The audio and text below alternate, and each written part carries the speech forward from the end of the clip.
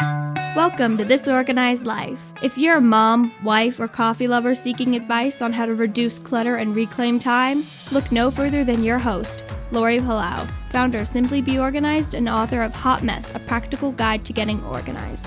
For a lot of people, clutter is their dirty little secret, but it doesn't have to be. Each week, we will share practical tips, chat with experts, and provide strategies on how to keep you organized. I hope that by sharing our stories, you feel a little less alone and more empowered to tackle the areas that are holding you back. So let's get started.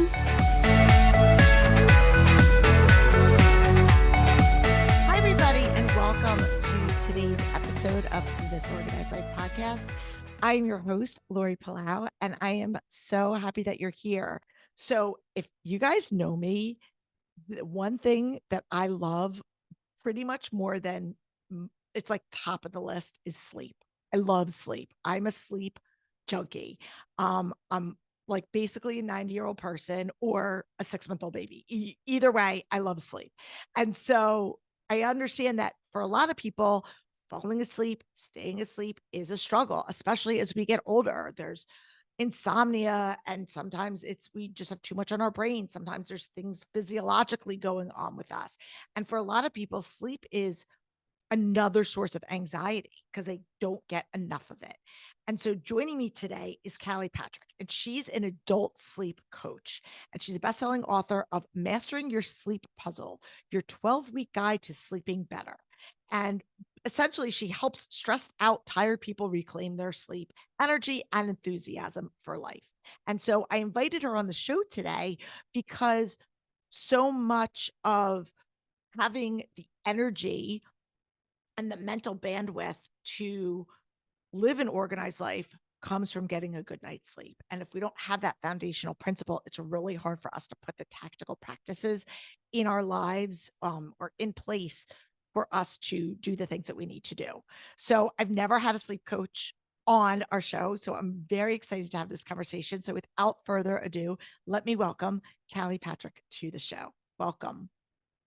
Hi, thank you. I'm excited to be here. Yeah, this is going to be so fun. And so before we get into anything, tell our listeners a little bit about you, and so we can find out a little bit about who you are and what exactly you do.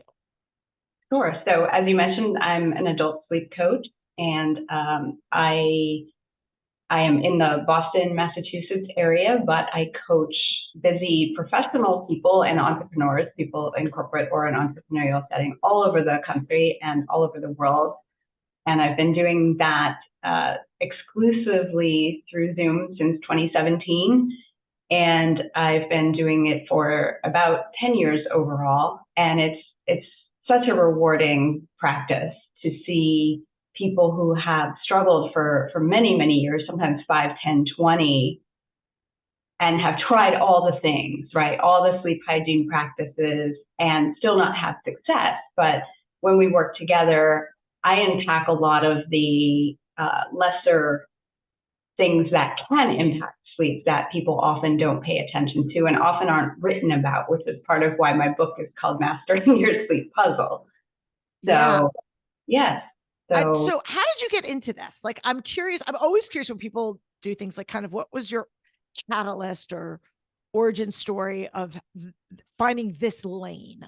Absolutely. My own struggle with sleep was the catalyst for this practice that I built.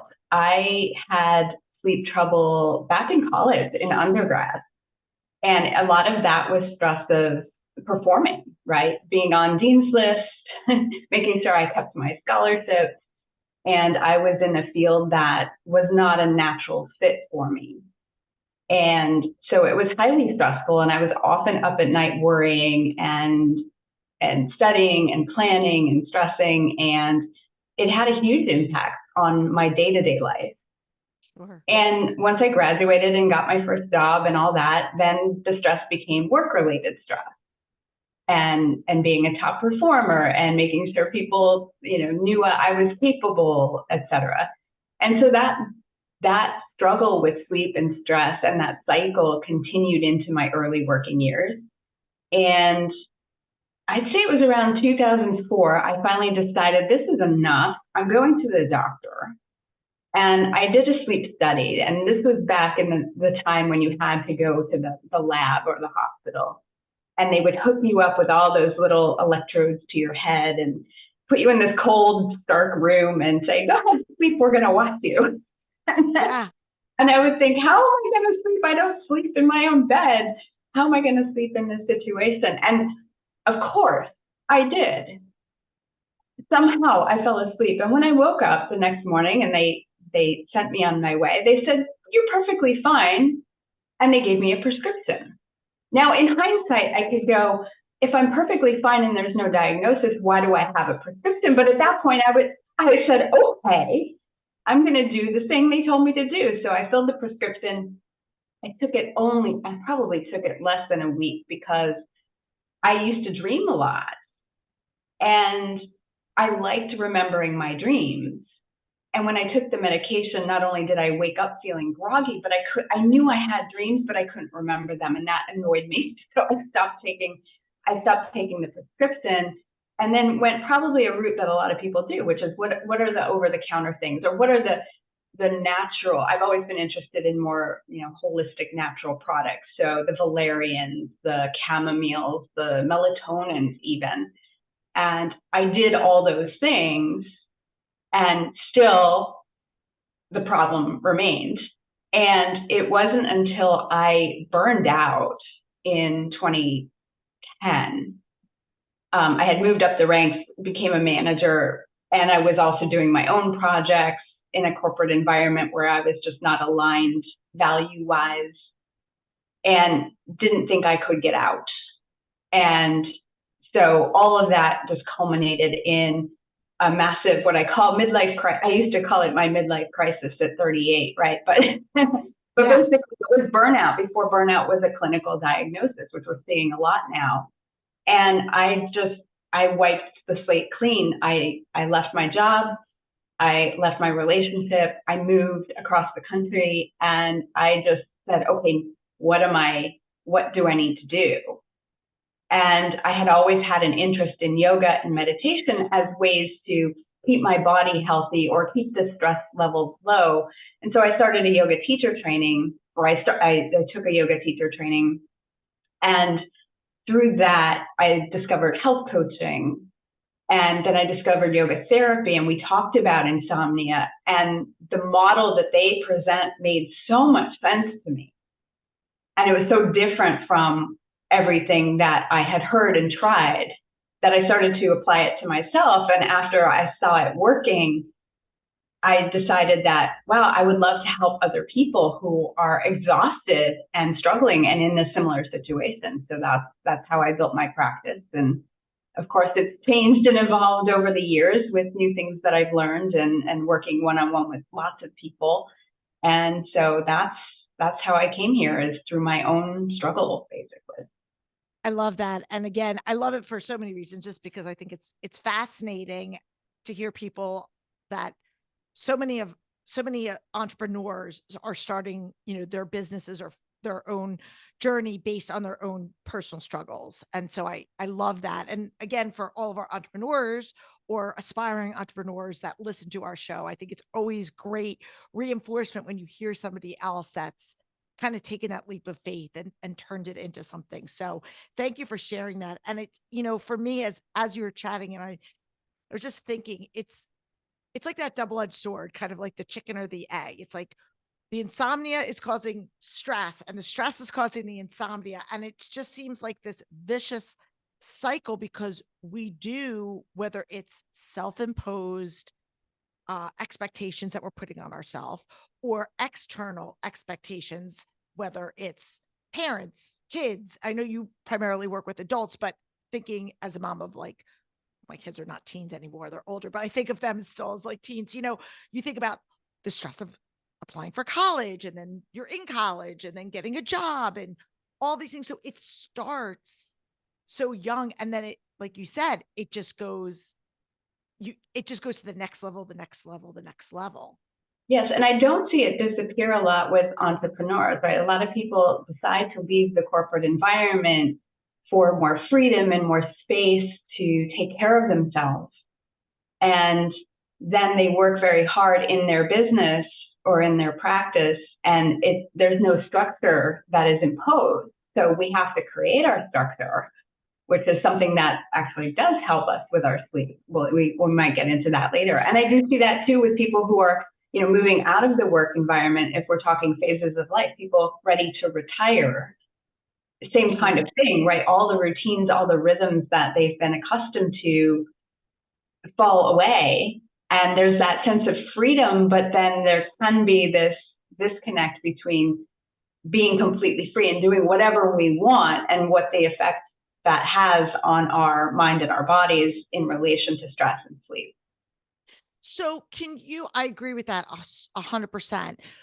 So can you just share with us some of the leading causes of sleep disruption? What are some of the common things that you see in your practice? I do see, so I tend to work with, full disclosure, I tend to work with Gen Xers and later. Okay. Although I am fortunately seeing some younger generations start to be interested in resolving some of their issues. And I was just asked to comment on an article that came out about Gen Zs and millennials and their sleep behaviors. And in that case, it was very much related to technology use. Yes. And I do see that across a lot of generations, right? That we just spend so much time on screens and phones. And of course, we know the dangers of blue light in terms of melatonin production. Most people do. Mm-hmm. And then we supplement with melatonin, which I find incredibly ironically funny. But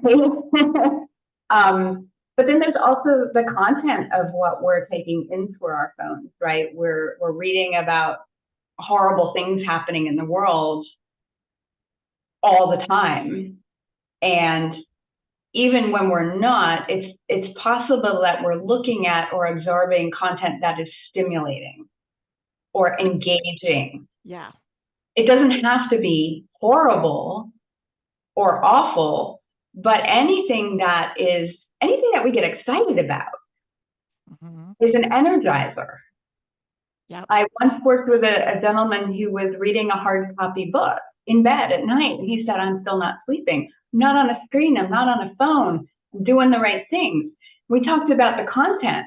Well, what is he reading? It was a thriller, one of those suspenseful, like, oh, I can't wait to read the next page of it. Well, feel that in your body. Is that aligned with sleep? And so we often miss those things that are stimulating or engaging. And everybody has a different level of that stimulation that they have left to take in, right? If the whole day has been go, go, go, putting out fires, constant stressors, then you don't have space for more before bed. Mm-hmm. And so I do think that in a lot of cases, it's the screen use, but it's also how much stimulating content we are asking our bodies and our minds to absorb throughout the day. And in many cases, that's just becoming overwhelming, and it's reached a threshold that we just can't handle. And that's resulting in many people being sleep deprived. Well, I think it's interesting. And I just want to go back to something that you said, and that is we often underestimate that we're not just absorbing this with our minds. Like, we're not just reading and absorbing it with our minds. We're actually absorbing it in our bodies. Mm-hmm. And we're having, whether we recognize it or in tune with that or not, we are taking that in. And that, whether it's subconscious or consciously, plays a role in our ability to, again, cart horse, not really sure, quiet our minds, relax our bodies to the point where we can fall asleep naturally. Because whether you're taking a sleep aid or you're drinking wine or you're whatever, there's so many different supplements, or you're going a natural route. I feel like there's so many people that are using some sort of aid, crutch, call it whatever you want, to help in that process, present company included. Like, I definitely am like, oh, I have a glass of wine. I don't need to necessarily black out, but like it'll help relax me. But at the end of the day, I'm still using an aid to jumpstart that, which And that's a very important thing to realize. Sleep is not something that we control. Sleep is something that we influence positively, negatively, multiple times with every decision, well, not every, but many decisions that we make throughout the day. And for someone to truly return to natural sleep, substances aren't going to be part of that picture, because substances are giving the impression that you are in control of your sleep, which is a mistaken way of looking at things. Because sleep, when you think about it, when you lie down, you're looking for your mind and your body to let go, to release the day, to surrender. It's the exact opposite of control. Right. So until we start to make that mental shift, the constant doing, whether that's ingesting a substance or, using a sleep app to make me fall asleep, or listening to a boring story, or even doing a meditation in some cases, right? I see a lot of people using meditation to make them fall asleep. That's not the purpose of a meditation. Purpose of meditation is to help you become more mindful of those daytime choices that are influencing your sleep and your mind and your body. So we have it backwards. And I think this is part of why so many people still struggle. What about, and we're going to, after the break, we're going to kind of like dive into the book. And I know we're probably like pulling parts of it out now. I also know we have a lot of people who are listening that are in the throes of life. They've got newborns or little kids. And sometimes, even if they're doing all the right things, there are external factors that are waking them up. So maybe they even fall asleep. Maybe they are exhausted. Maybe they're just physically exhausted. And they're like, I can fall asleep because my body is done. But my husband is snoring. My kids wake up 2 to 3 times a night. I've got the dog that wakes up. So even if they can fall asleep, they can't stay asleep. And that's a problem. And then maybe falling back to sleep after that. So is that strategy, like, is the strategies different depending on kind of where you are in the sleep disruption? 100%. So that's part of what I love about coaching. It is not a plan that I give to every client that comes. It's a conversation. What's happening in your life? What are the constraints? What are the particular sleep issues, right? You're talking about 3 different sleep issues. Well, I mostly work with 3 different sleep issues, right? You can't fall asleep initially, the onset, right? Some people have that issue. You wake up in the middle of the night multiple times for whatever reason. Child's up, pets are on the bed, hot flashes, whatever is waking people up. Sleep maintenance, super important. And then those that wake too early, people who wake up at 4 a.m. and it's like, well, I'm done, I'm up. And that happens as we get older sometimes. And so people can have all 3 issues. People can have one or the other, or any combination. And what we do to resolve that concern depends on the issue, right? You're going to handle a snoring husband differently than you're going to handle, hey, I just wake up and my mind won't shut off. Right. Right. So there's no, the number one question I get asked as a sleep coach is, give me your number one tip for sleeping better. It doesn't work like that. The tip is, we need to look at the big picture. We need to look at your life holistically, your work, your family, your routines, what you're eating, how you're exercising, the whole picture, to see what are those things that for you are most negatively influencing your sleep. And more importantly, what's working? What are you doing well? Where are your strengths? Where are you confident? What helps you? And doing more of that. I I almost joke that it's like when you want to eat better, we often focus on cutting out all the things that I can't eat that and I can't eat that, versus looking at what are all the great things I could start eating more of. Yeah. And It's totally just kind of flipping the script of perspective. absolutely. And so we do that in sleep coaching too, right? What helps you? Many people don't know what helps them anymore because they are grasping in 50 directions because they're so desperate. And I've been there. It's awful when you feel as though you've had no sleep for days or weeks or months, but we have to step back in many cases and saying, okay, maybe the tracking isn't teaching me anything. My watch doesn't tell me anything other than my sleep sucked, and that makes me anxious. So what's the value of that? How is that helping me? It's not. And if we can cut some of the anxiety, that's a positive. So in many cases, I help people do more of what works, help them figure out what it is that works, and cut the things that they're doing that they don't know, that are causing more stress, that are causing more anxiety. And so it really does depend on the particular situation, how, what they would do. I love it. I love it. We're going to take a quick break and we're going to come back. And like I said, I want to dive into the book a little bit. So sit tight, people. We'll be right back. All right. So the book is called Mastering Your Sleep Puzzle, your 12-week guide to sleeping better. So can you just give us an overview? Obviously, we're going to link to it in our show notes and, all things about your practice, but talk a little bit about this concept of the sleep puzzle. Yes.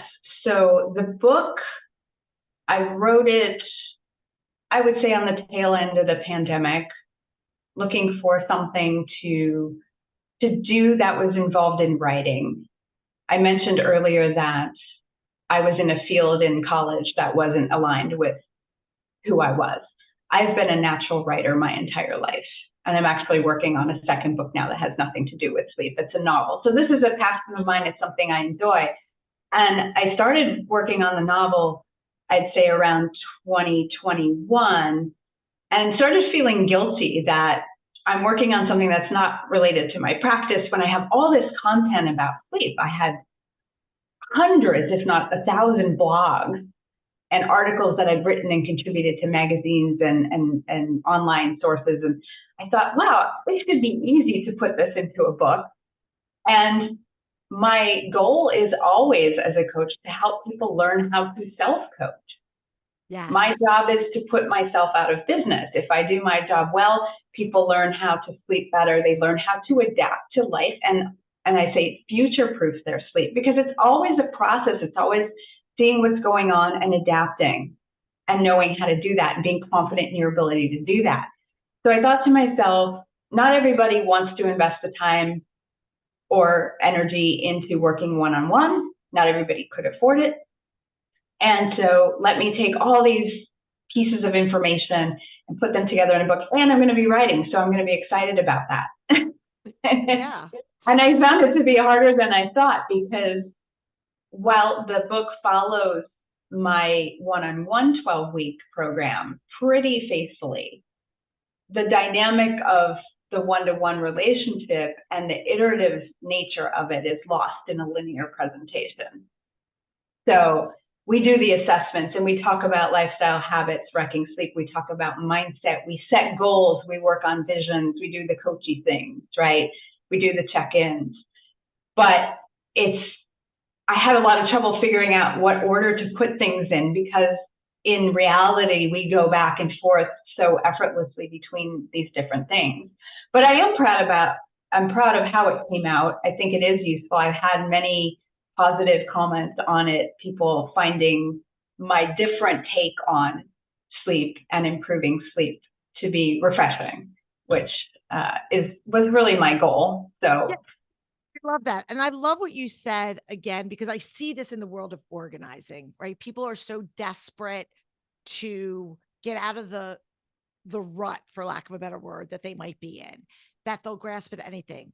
They'll watch YouTube videos and see this, or they'll be at a store and they see this product and they think it's going to solve. And people have the best of intentions. They want this and they're trying to incorporate all these things. And then when those things don't work, that just compounds their anxiety, negative self-talk, all of the things of like, I'm just destined for this, or I'm destined to just not sleep, or maybe I'm not wired to have a lot of sleep, or in my case, it would be, I guess I'm just, destined to live a disorganized life, or I'm always going to be a hot mess, or whatever the story that we tell us. And sometimes it's taking that 10,000 foot view back and saying, whoa, let's stop trying to just find this prescriptive solution and kind of analyze, like, what are the things that are, that we like to do or that are working in our life. And let's see if we could do more of that. And from an I love organizing. You can tell I can tell. I was like, for anyone watching on YouTube. But it reminds me of a principle I often use with people with their routines, or the things that they're doing more of. If they're doing one thing and they do it over and over and over again, that's the only way you can tell truly whether something is working. And I think about it as there's a pile of mess in a corner. Mm-hmm. If you take out one thing per day, you'll probably, you'll make some progress. You'll get to the clear table at the end. But if you take out one thing from that table and one thing from the other room and one thing from the garage, you're not going to feel like you're making any progress, and you're not going to notice.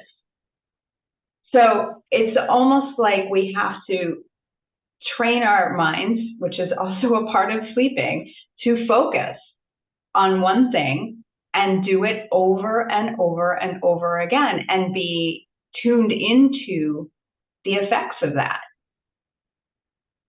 I love that. I love it.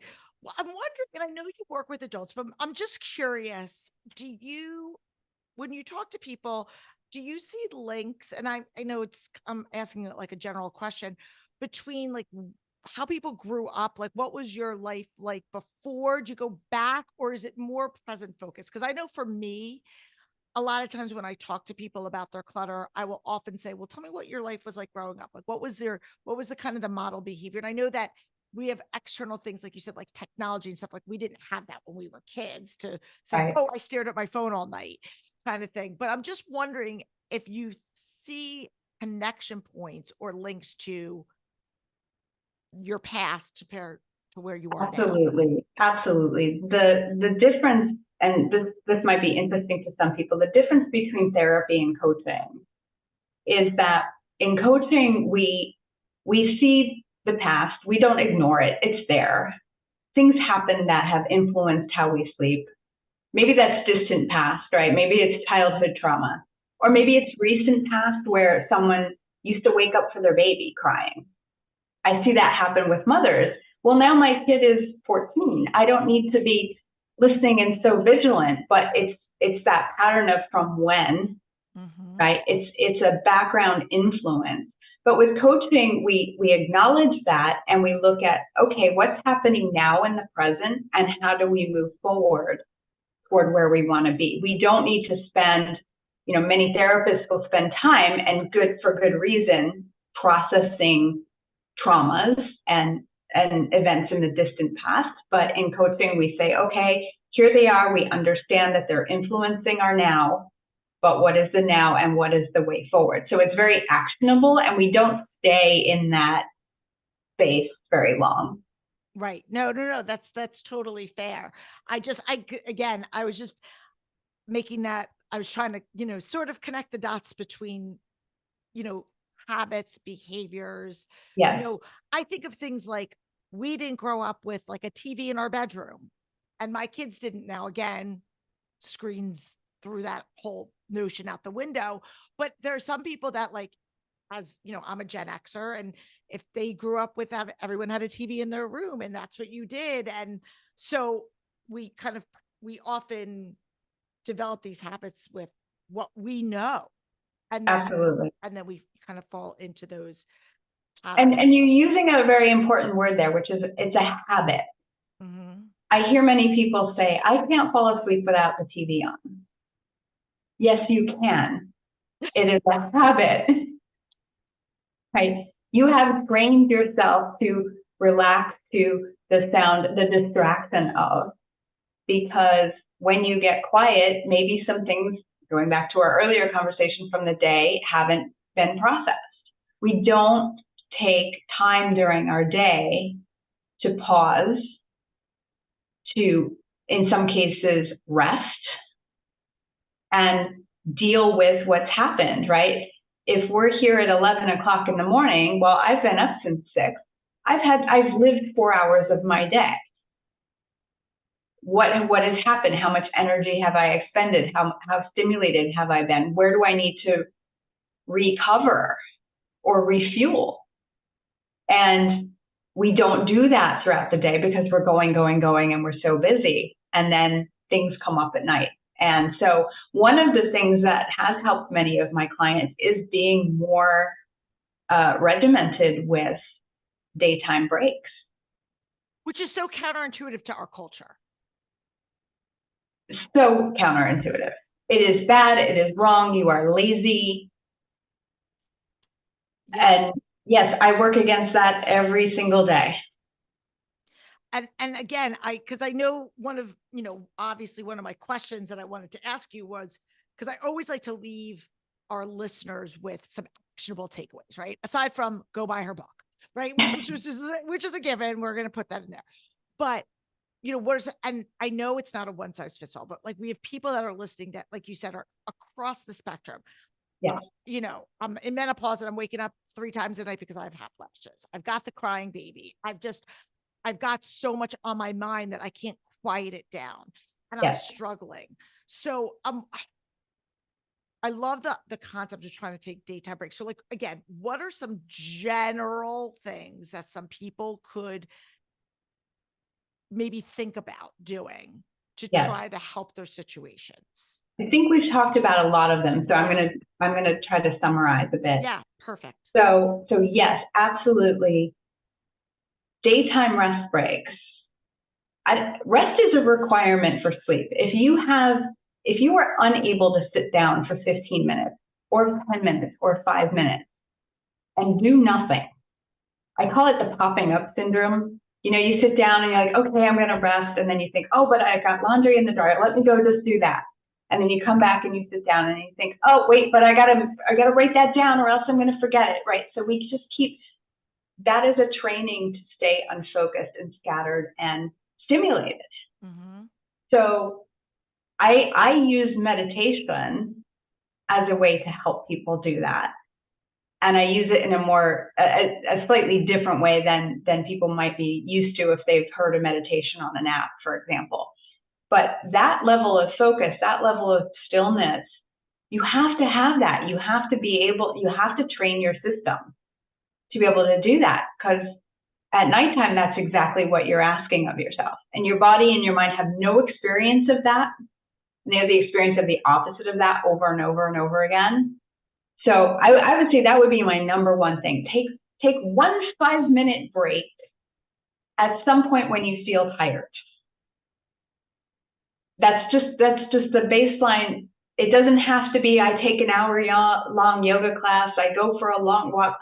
Start with the smallest possible thing that you can do where you can start to bring down the level of stimulation. Which seems like it's only 5 minutes. And I guarantee you there are so many people that are out there going, I have 5 minutes to myself. So exactly. It really is. And that's, I think, again, going back to the sort of the root of the problem is that boundary. Yes. And I help people find that 5 minutes. I've helped insomniac mothers of 3 lock themselves in their closet for 5 minutes. You do it the way you need to do it. Mm-hmm. And for that particular client, that was life-changing. Wow. because it opened the door to a lot of other self-care practices that could happen. But some people need help reprioritizing themselves, putting themselves on their list. Mm-hmm. If you cannot find 5 minutes, there is something really wrong. Yeah. And it's a bigger problem. And the other thing I'll say about that, besides having boundaries and asking for help, Mm-hmm. is that what will support you in doing that? What else needs to happen for you to take that 5 minutes? Maybe it's finding someone or asking someone to watch your children. Maybe it's going off into a closet and shutting the door. Maybe it's setting a reminder on your phone. What are the things that are going to support the action that you have decided to take? In coaching, we often spend a lot more time discussing how do I make this happen than we do about the thing that has to happen, if that makes sense. No, it does. And I, again, it sounds cliche, but it's really about putting your oxygen mask on first. And I like to think, and again, I'm certainly no mother of the year, but I think modeling that behavior for your kids of setting that expectation of like, assuming they're, age appropriate, they can grasp it of, mommy needs 5 minutes, or as your kids get older, like I need 5 minutes for myself, is not selfish. It is not, but we have all these false narratives that we tell ourselves that we have to be on doing something for somebody else at all times, 24 hours a day. And then we expect our bodies on command to just be able to switch gears and go, okay, now it's time for me to organically, naturally go to sleep. And it's no wonder we can't, because our bodies have been trained and our minds have been trained to be on the go for 16 hours. Exactly. And think about when we think about the selfishness versus the selflessness. If you are even 5% more rested and feel 5% less overwhelmed and stressed, how are you showing up to interact with your spouse, your children, your employees, your clients? What is the outcome of that small change, that small shift? Yeah. And what does that look like if it's 10% or 50%? What if this problem with sleep and stress is not a problem anymore? What else is different? Well, And keeping that in mind is super important, because then you go to make that choice. It's like this 5 minutes can lead to all these benefits. But the benefits of that have to be strong. They have to be motivated. Absolutely. And you think about, again, it ripples into other areas. So not only are you improving your sleep, but then your patience is better and your energy level is better. And so you have more energy to play with your kids, declutter your space, do whatever it is. So again, it's all interwoven, so to speak. I hear that all the time from clients who've done one-on-one coaching. At the end, they say, I thought I was coming into this to improve my sleep, and so many other things have changed in my life. I love it. I love it. On that note, before we take our last break, tell our listeners where's the best place for them to connect up with you, learn more, if they're interested in doing one-on-one coaching or the one by the book or any of the things. Absolutely. Everything is on my website, which is callipatrick.com. That's Kali. And I'm also at calisleepcoach.com, same thing. And they can actually download a segment of the book for free. That would be the Lifestyle Habits Wrecking Your Sleep chapter, which I love that chapter because it does point out some of the things that we talked about today and the things that I see most often. There is also a way for them to book a clarity call with me. That's a free 30-minute consultation where we see whether sleep coaching is a good approach. Sometimes it is, sometimes it's not. I refer out a lot. But if it is, then we talk about what that looks like. And I also have a 6-week online course called the Sleep Academy, which I love because it's a low-cost way for people who like to work on their own with some assistance to improve their sleep. And I designed it very specifically for people who have the worrisome thoughts, the active mind at 3 a.m. So it's very focused for that person who wakes up for whatever reason and then just can't shut off and is in that sleep stress cycle. So they could buy that and take that course without ever having a conversation with me, but there are so many opportunities in there for them to also interact with me. I mentioned, hey, you can send me your worksheet. I do comment on those, sometimes just nudge people in a certain way. So they're getting coaching sort of behind the scenes with that as well. I love it. I love it. Lots of options for people wherever you're struggling, whatever your needs are. So I love it. And we will, again, of course, link to all things Callie in our show notes. So definitely check that. It's also on our YouTube channel and of course on our website podcast page. So, okay, we're going to take one last quick break and then we're going to come back and do our wrap up questions. So sit tight. All right, Callie, this has been such a great conversation. I'm really excited that we were able to kind of approach and take a look at like a closer look at a problem that is really, unfortunately, like an epidemic for so many people. So this has been so valuable. In addition to your own book, which I'm sure is fabulous, always love to pick our guest's brain for a book that has been really transformational in their life, something that either they go back to and read over and over again, or maybe something that they recommend to people like, hey, this book has been really impactful. I think you could benefit from this. Something that you could share with our listeners. Yes. Well, as you can see, I have lots of books that all of the dark blues tend to be the sleep books, which is exactly why mine is purple. To stand out among the piles of dark nighttime books. I would say one of the books that I have sent clients to before I had my own is The Work by Byron Katie. And actually, I think The Work is not the name of the book. I'm trying to think of it, and it's escaping me, but it's her first book where she talks a lot about reframing how we think about things. Okay. Well, you'll send me the link and I'll put it in the show notes. I will. The Work is essentially a process of inquiry. Okay. So when you have a thought, you ask, is this true? Is this absolutely 100%? I can prove that this is true. 99% of the time you cannot. And then you flip it to the opposite. And in some ways, I still do use some of that in my coaching because I encourage people to say, if they're up at 3 a.m, right, the immediate thought is, I'm never going to fall back to sleep. Right. And that is a self-fulfilling prophecy. So I try to work with people to get them to at least a 50-50. You've got a 50-50 shot, right? Hey, I might be up for the rest of the night, but I might also fall back to sleep and there be no problem. So can we get to the balance at least? Yes. That would be nice. And then taking that one step further, the book about positivity, and again, I'll send you the link. It's a research-based book about how we need to actually practice cultivating 3 positive thoughts for every negative one because of the negative bias that's inherent. I think it's Barbara Hendrickson, if I'm remembering correctly, but I'll send you those as well. But awesome.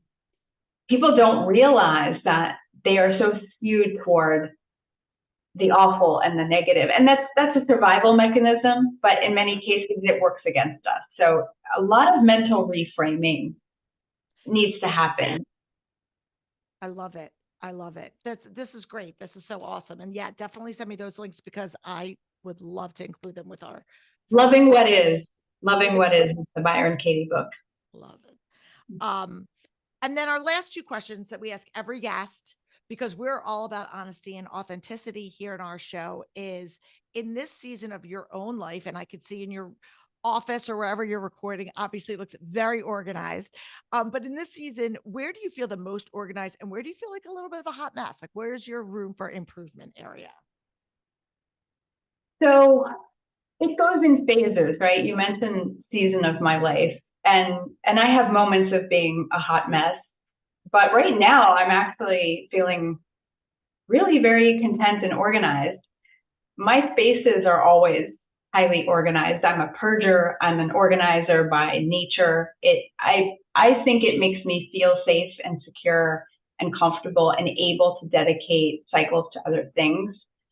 I will say that the most recent hot mess in my life had to do with organizing around my new book, because I tend to get distracted and can procrastinate by, well, let me set up the chapter tracker.